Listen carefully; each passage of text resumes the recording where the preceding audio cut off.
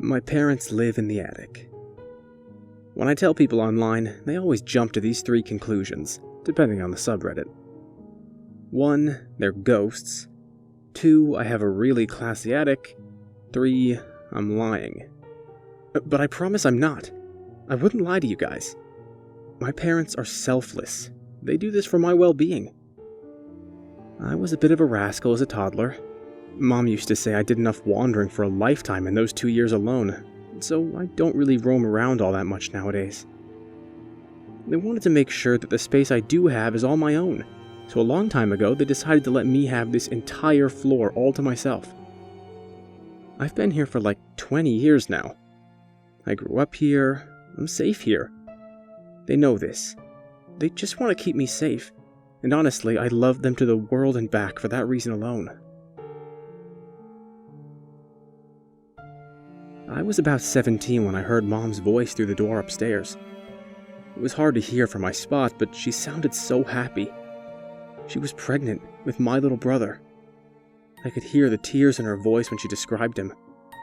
I'll be happy if he comes out healthy, but I'll be happier if he comes out smart, she'd joke. And I was so happy for her, for Dad, for all of us. They deserved it. I wondered, after our conversation, if my brother would come live in the house with me when he got older. I was a little annoyed that I'd have to share my space, but Mom and Dad said that I didn't have to let my brother stay with me if I didn't feel like it. I was so relieved that they saw it from my perspective.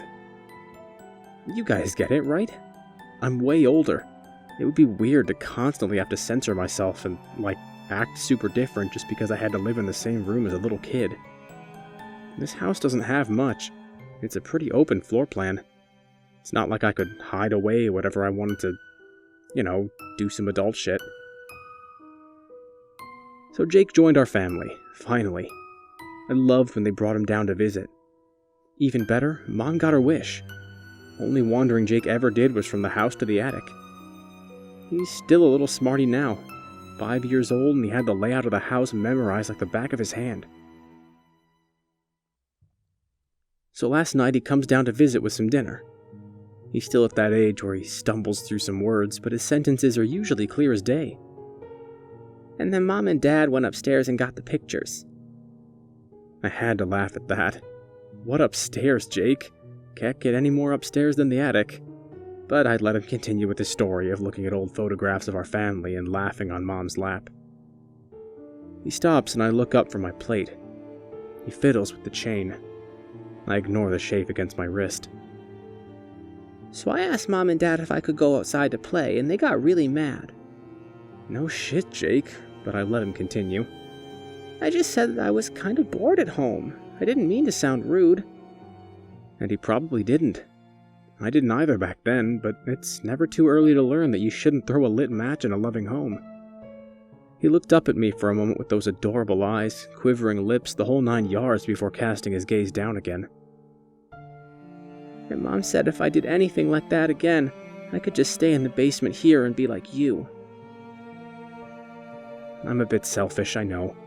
I love my personal space, but honestly, I wouldn't be mad if Jake joined me, even if he does call this place the basement.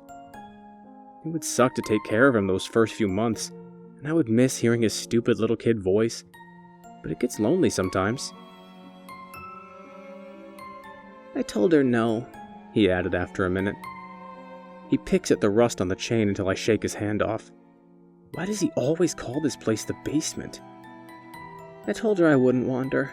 I promised I wouldn't. Pinky promised. She was so happy, she said she wishes you were as smart as me. He looked up once more.